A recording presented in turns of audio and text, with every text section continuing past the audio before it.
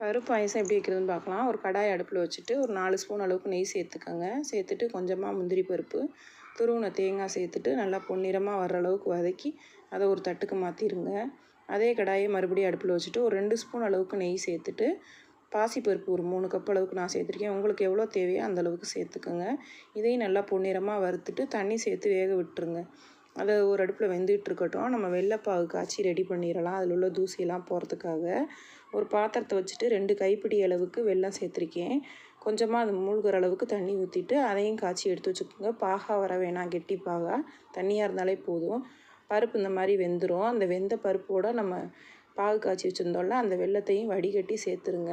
பருப்பு அந்த வெல்லம் ரெண்டும் சேர்ந்து வர அளவுக்கு கிளறி விடுங்க. கிளறி விட்டுட்டு நம்ம வறுத்த முந்திரி, தேங்காய், ஏலக்காய் தட்டி போட்டு சேர்த்துட்டு கிளறி இறக்குனீங்கன்னா பாயசம் ரெடி. இந்த வீடியோ உங்களுக்கு பிடிச்சிருந்தா மறக்காமல் என் சேனலை சப்ஸ்கிரைப் பண்ணிடுங்க.